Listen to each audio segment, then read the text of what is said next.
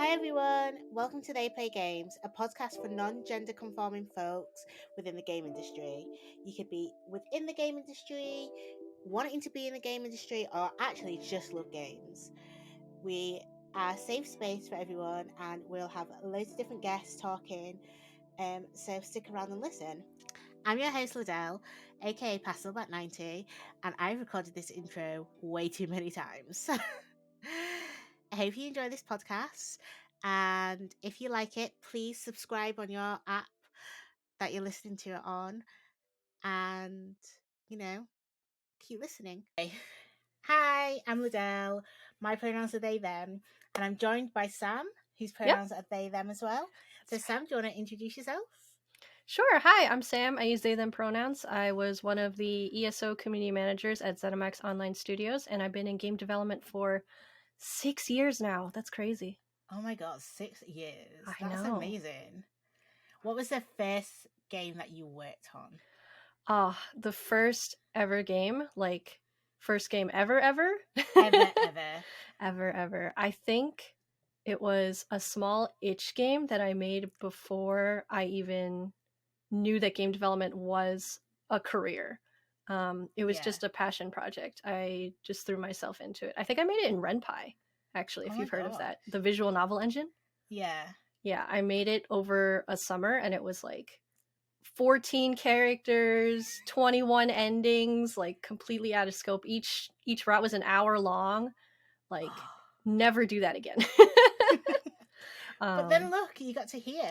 I know, and that was really my start. I remember just, I guess, some background about me. I'm actually an art major from college, but when I went to Smith College, which is one of the 5 colleges in Massachusetts, there's like a 5-college circuit.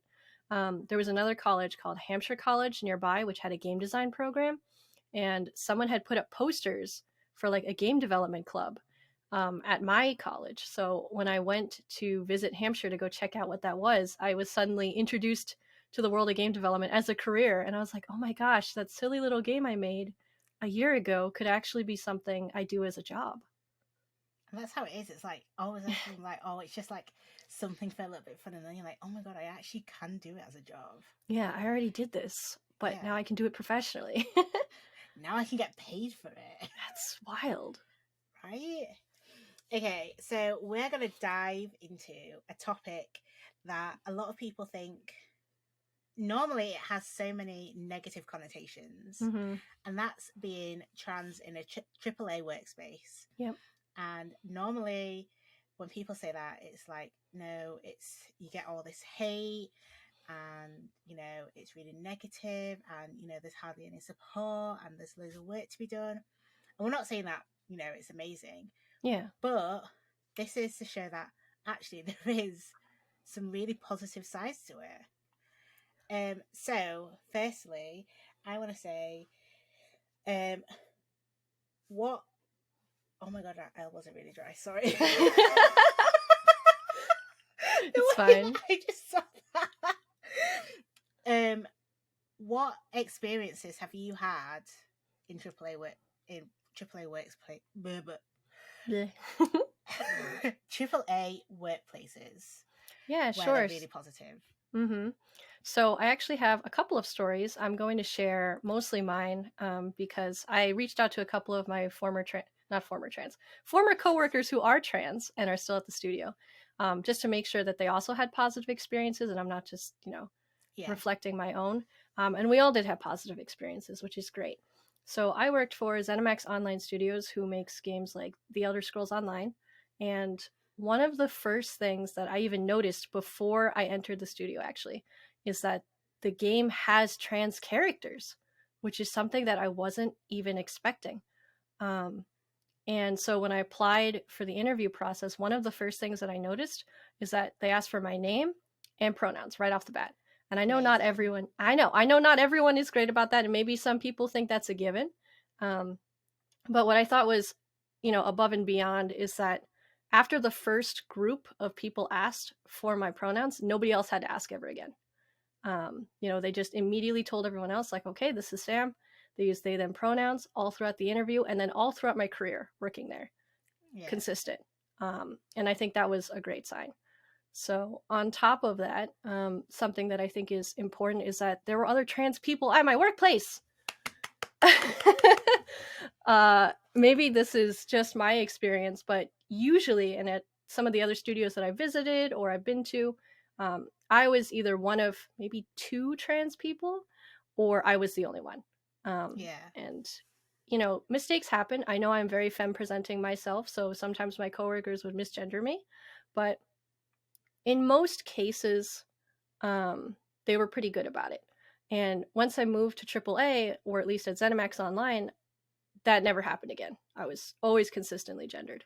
And I want to talk about one of my coworkers who's been at the studio for 5 years.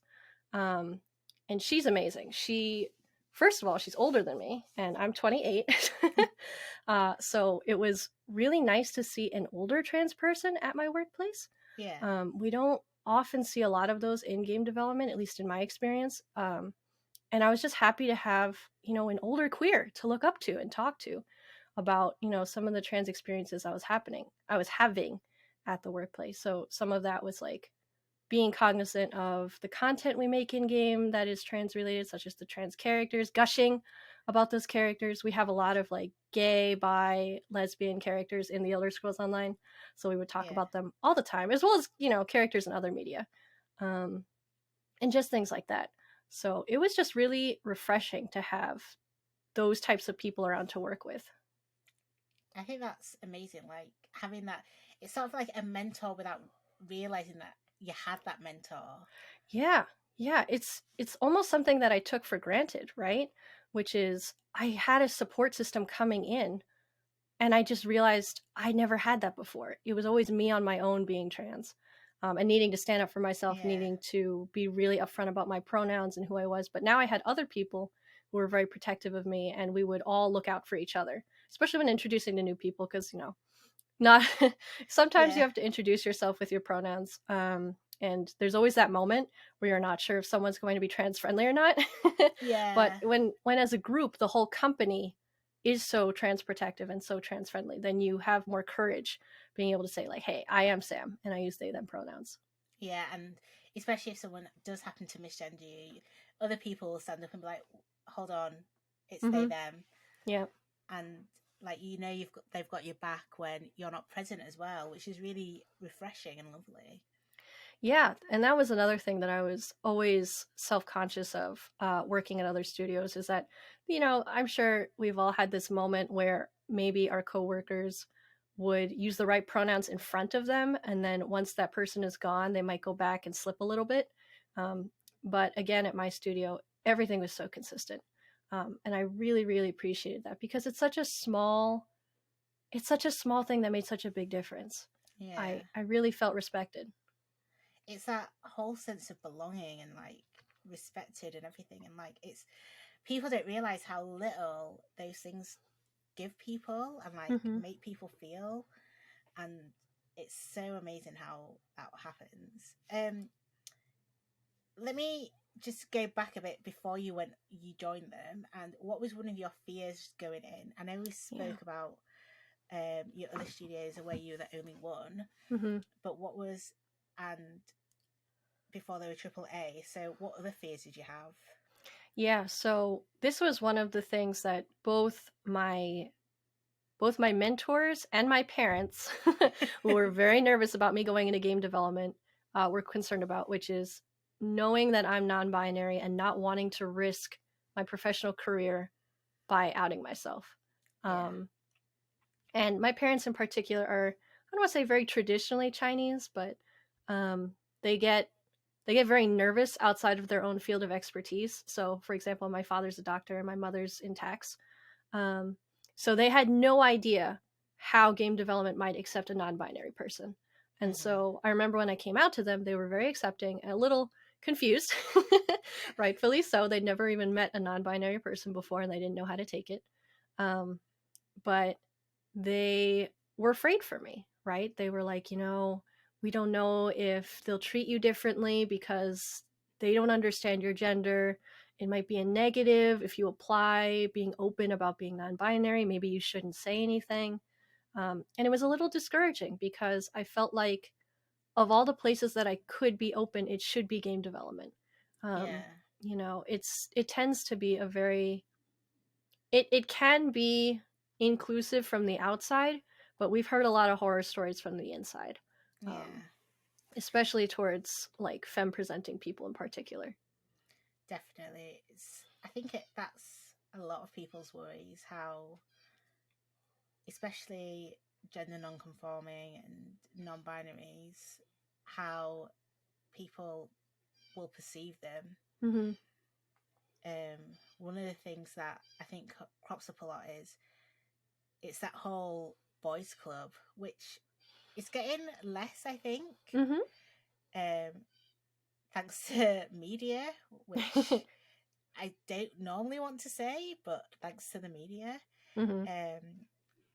Because of the boys club being more known, people are realizing that, you know, these sort of cultures are becoming more of a thing that is actually affecting a lot of people's health and is actually making people lose out on amazing workers. Yeah. And not letting others see how amazing they could get their studios to be. Yeah, and it makes such a big difference to have trans voices in the room. To be honest, we're more hyper aware of like just gender, you know, presentation, representation, those kinds of things. There's been a couple of times where, you know, without naming a specific instance, we would be like, hey, I don't think we should represent a character this way because this could be a harmful stereotype. And my other coworkers would be like, oh, I didn't even think about that. I didn't realize that that might happen. And that's just something that having someone from, you know, a minority group in the room can make such a difference and improve the product. Yeah. And this is where it all comes back to having those minorities, not just as a tick box exercise, but actually fully taking them in and listening to them means so much difference in jobs and in game development, which is another whole thing in its thing. Like, if I could just hire a completely, I mean, I couldn't hire anyone. I'm way too poor to set up a company. But if I did, it'd be absolutely so diverse that I don't think there'll be one cis white male in the company. I'm so sorry. Maybe a consultant. yeah, that would probably be the only thing that will happen. Okay, for some AAA companies, what do you think? Because some are doing really well. How else do you think they could do better? This one's tough. I'm not in a hiring position myself, so I'm thinking from their perspective. I know that from... Okay, let me change the question up a bit. Oh, yeah. If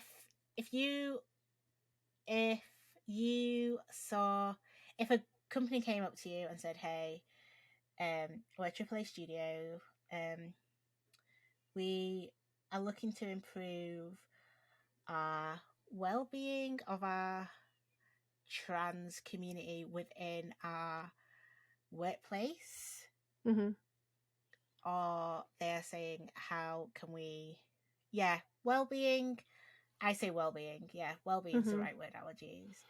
What would you suggest to them? Depending on how they are already, I guess the basics are just normalizing. Using pronouns is a very big one. Making sure that the people you hire are already trans friendly is very important, because if you have one person who is kind of on the fence and they don't believe in it, or they start their own little boys club where they're like, well, we don't really associate with those people and this is a new wave, it's just going to set a bad standard for the rest of the company. So making sure that everyone is not an asshole is so important, right? Healthcare, obviously, very, very important. Our trans friends especially might need, you know, more help than others with hormones, transitioning.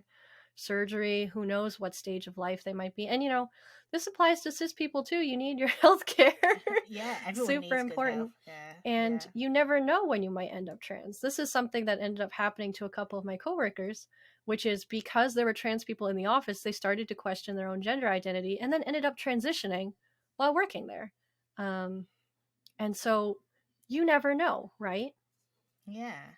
And like, I think one of the best talks that I've had with people is that because you're trans doesn't mean that you have transitioned Mm-hmm. or you're going to transit. Like, it doesn't mean everything. There's so many stages, and people need to realize that. I think one of the main things that needs to happen is training, because Mm-hmm. people need to Yeah. learn so much more Yeah. than just what they see in general media or what they perceive from media as well. Right. More than just the basic. I mean, I still know people who think Pride is not a protest. They think it's yeah. They're like, oh, it should just be this happy little parade. I'm like, it's a protest. We are still not treated equally everywhere. Yeah, it's a massive protest, but we make it happy. Yeah. But because we love it, but it is still a protest Mm-hmm. that we do It's the little all things. year round. But yeah, I think definitely educating, and I think it's one of the things that I would love all year round and for everyone. Like, I want it personally, I would want it mandatory for people, but there's so many things that I would want mandatory that everyone would go through like 2 weeks of mandatory training before they enter a job. Right. Which I think would be fine. It's necessary. You're working with a diverse group of people. You need to be trained, especially if you don't have exposure to trans people or the types of people that you're working with. You need to know how their experiences might affect your work, and you need to weed out the people who might not be ready for that. Yeah. And I also think even if you do have experience with them, I think it's also, because say you have some experience, it's also great to find out some further information, because knowledge is always changing. And like hearing people's stories, and because there's always new learnings. And I think being able to, it's that whole of, are you actually an ally, or do you just use the word for clickbait? Yeah. And I think that's what a lot of companies do. Like, they say, I'm an ally, but I'm an ally so that you can come work for me, and not actually get the benefits because we don't know how to support you. Right. A lot of rainbow flags, but no internal support. Yeah, but I think there is actually a lot of change that wants to happen. They just don't know how to. Yeah. And honestly, I think you asked us a little bit earlier in terms of what could they be doing better, differently. And I think part of that is they need to find more trans people on these training committees. Yeah. Without putting all of the work on trans people, obviously. Like, don't take all the trans people in your office and be like, okay, you're in charge of training everyone else. But also make sure that those people have seen the training and approve of it and are like, okay, I think this is showing a good, diverse amount of voices in a way that represents us in a good way, or in an accurate way. Even getting get external people. Like, there's this thing called consultants. If no one's heard of that, consultancy is a thing. Please get consultants. There are people who are actually trained in this, who are happy to go into your studios and do these trainings, give it, and that is their job, so that you're not putting it on your co-workers. They don't have to feel that pressure, because sometimes people will ask those questions, which can be triggering. Yeah, especially out of nowhere. Yeah, like, hi, it's Pride Month, all right, trans people. Yeah, you need to help us write this newsletter. Yeah, and it's like, no. It's not a part of my job. Yeah, am I getting paid? No. Well, you are, but... Well, maybe. If you pay me extra. Yeah. I have time. Okay. What... Okay, so what other games do you think show trans players? I know I didn't give you this question. Hit me on the spot. Yeah, I know, right? I'm like, oh, let me just throw Ooh, this yeah, in there. yeah, hit me. What other games do you think show diverse trans players really well? Ooh, I'm a little biased. I like the Elder Scrolls Online a lot, especially since that was the last game I just worked on. Tori Schaefer wrote a really cute quest line. I believe she works on World of Warcraft right now, but before this she worked on Spellbreak and then ESO, and she wrote this really cute quest line about two Argonians who both transitioned and then they ended up getting married. It was so cute. Oh. Sweet. I don't know if I spoiled it for people. I'm sorry. Spoiler alert. Don't Yeah, listen to the sorry. last minute that just happened. Sorry. But what I thought was really, really cute about it is that there was a canonical way that they used in-game lore. The Hist. I don't know if you know anything about the Elder Scrolls. Do you know you know what the Elder Scroll is? Elder Scroll is in my massive backlog of games. That's totally fine. I didn't know a lot about it until I started working on ESO myself. Basically, the Argonians have something called the Hist, which is this like godly sap. And so these lizard people, who are my favorites, go up to the Hist, and if they want, they can actually change their physical appearance by eating it. So there was a canonical way to transition. Isn't that so cool? That is amazing. Yeah, yeah, and it was normalized. I think that was something that Tori was really, really careful about. Is like not just how your characters are treated in the world, but how not just how they react, but how the player is allowed to interact with them, right? So it's totally normalized. Yeah. You don't question it. All the other Argonians are very supportive. It's just a part of their culture. Yeah. And that's just a really positive thing to see. That's why I like the Argonians so much. Oh my god. I just thought that was so cool. So if you find me playing Elder Scrolls later, yeah. You know why. I'm glad I could make a good recommendation there. Oh, that's so cool. That's so amazing. Oh, now I really want. I'm like, can I just stop the podcast it's and so just sweet. start doing it? Maybe after this. Yeah. You're gonna see me like up all night. What were you doing? My goodness. Elder Scrolls. I was going all the way to Murkmire. Yeah. Looking for some histories. Oh my god, that's so amazing. Like my heart just swells at it all. And that's the thing, right? I don't want to say it's so rare to find trans characters, but in a way it sort of is. As queerness has become more prevalent in media, we've seen a lot of bi characters, a lot of lesbian characters, a lot of gay characters, but we don't see as many openly trans. Like off the top of my head, I can't think of a lot of confirmed trans characters, but they'll allow a lot of headcanon trans characters. I want to say Life is Strange. Is there a trans character? Yes. Which one? Yes. Oh my god, Life is Strange. Yeah. The brother, but I can't remember which Life is Strange it is. Is it like the second one? I feel like it's the second one, yeah. Okay, I didn't play that one. Now I need to play it. Yeah, I feel like it is the second one. Okay. Because I remember at that time, I remember I only watched it via my friend. Mm-hmm. I was like, oh my god, that was like my first interaction of a trans character in a game. Yeah. And I was like, oh my god, this is really, really lovely. Mm-hmm. And I know every Pride Month that Life is Strange. They come up, yeah. Yeah, but it's also they give it out for free. Oh, okay. Well, I guess June. Yeah.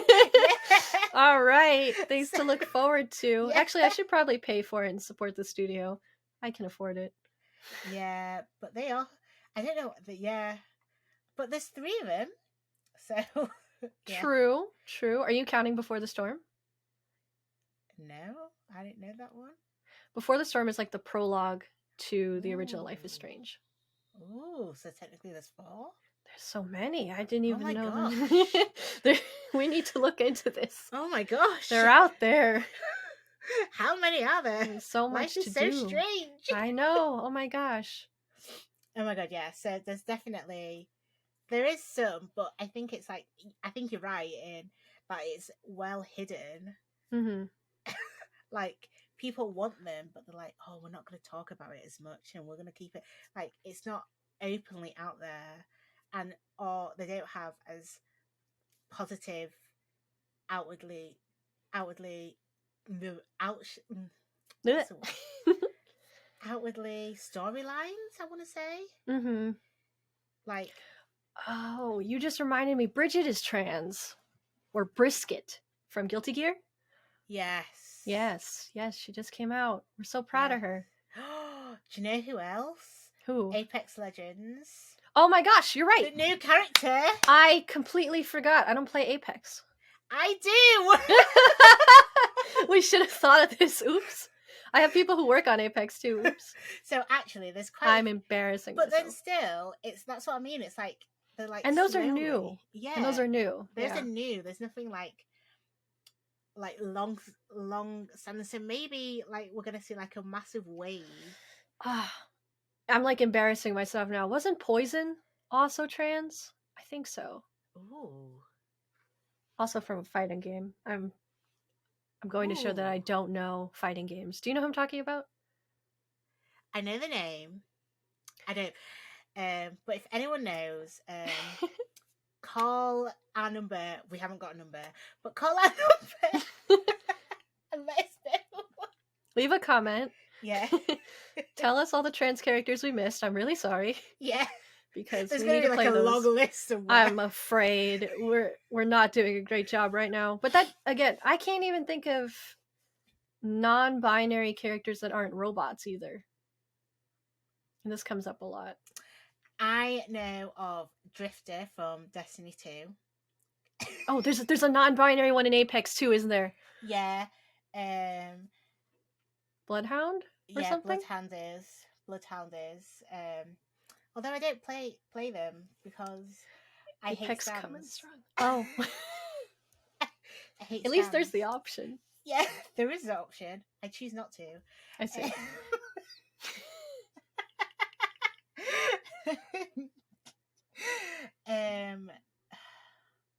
But then that's it. Like, I don't think of many. Oh, I was on a previous podcast. We were talking about how Kirby is pretty much a non-binary icon. You're right. Yeah. Yes. I think occasionally Kirby's referred to as a he, but it's a very like light he. Yeah. So it's an amorphous god. So I think Kirby is a non-binary god. But realistically, I can't think of any. I'm now going to have to make a list of them. Yeah, it's tricky. So for me to have come into ZeniMax and have seen not only older coworkers who are trans, have characters in game who are trans, be treated so well during the interview, and then when I looked them up online and I saw that the social community was very trans positive, very trans friendly, I already knew, like, I'm going to be treated really well here. It's just going to be really good. And it was. I loved working there. Oh my god, my heart swells. It's good. How it all went. It sounds like it was such a positive and amazing experience. It was. And I hope that whatever your future holds, like another studio, wherever you go, will have the same experience. I'm not taking any less now. I've been spoiled. Yeah. If a AAA, that's how I would be. Yeah, if like, a AAA can do it, indies have no excuse, right? Exactly. Like, if anything, you would expect the indie scene perhaps to be even more welcoming and easier to do because we all work in such small teams. It's like, me. Yeah. How could you misgender me? Like, I'm right next to you. Yeah. You hired me. Yeah. You saw me. How can this all happen? Okay. Any advice you would give to anyone who is looking to get into the game industry, looking to game dev scene, who is trans or non-binary? We're all, I mean, it's an umbrella. Yeah, I was going to say, it is pretty much a massive umbrella. Yeah. I would say, let's see. Obviously, train your skills, do all the things that you excel at, explore everything. Don't give up being yourself. That's so important. I know people who have refrained from dyeing their hair in order to make it to an interview, or didn't disclose their true pronouns while doing things, and once they got hired, they were miserable, right? They couldn't express themselves freely, and they felt like people didn't know the real them while they were working there. And it's stifling. I liken gender to a name, right? Like, my name is Sam, but my legal name is Samantha. And it's one of those moments where if you ever meet someone and you introduce yourself, and let's say I say, hey, I'm Sam, and they say, oh, hi, Samantha, there's a clear boundary crossed there where they didn't respect what I put forward, and they didn't respect how I'm presenting myself. And I would just not feel comfortable with that. So, and that's the analogy that I use to explain for people who might not understand how non-binary works for me, right? I'm saying, like, look, I know I still look very femme presenting. I understand that, I'm not undergoing any kind of physical transition that might indicate to you that I'm trans. But for me, the least amount of respect that you could give me is say my name right and use my pronouns correctly. So don't ever give that up. Who you are is very important. And if you find the right studio, they will respect all of that. Like, don't give it up. Yeah, that's so true. And I would say, if anyone ever makes you feel like that, that is not the right place for you.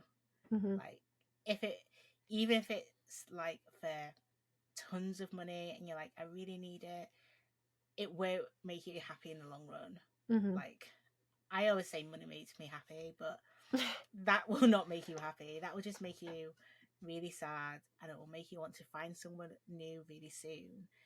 And I always find like jobs are like forever homes, forever friends, and being able to find somewhere where you can actually excel is where you're most comfortable. Right. And so, like, having somewhere really comfy where you were and where I am, like, places like that is where you need to find. Mm-hmm. Mm-hmm. And you It's will your find people. them. Yeah, and you will find they're out there, right? I didn't think that I would find a AAA studio that would accept me for being trans and have this type of experience, but I did. It was completely by luck. A recruiter just reached out to me in this case. But like I said, as soon as I sat down for the interview and I did my research, I was like, yeah, this is probably going to be it. And we just clicked, because there was already that studio office mentality, like, trans is totally normal here. We're just going to respect your pronouns and just look at your skills, all that stuff. I just knew. And that is why pronouns are so important and respect is so important. Mm-hmm. And that is the end of the podcast. Okay. But Great. thank you so much for being on here. Thanks for having me. I feel like I could actually just go on about how amazing and how fantastic it is and how lovely it is, but it would literally just be me going, yeah, it's fantastic. I was like, no, I need to end it because I will literally just be going, yeah. No, it's fine. Yeah, if you need extra footage and we just chop it all together, you let me know. Oh no, but thank you. I'm gonna press stop now. Okay. Because, yeah.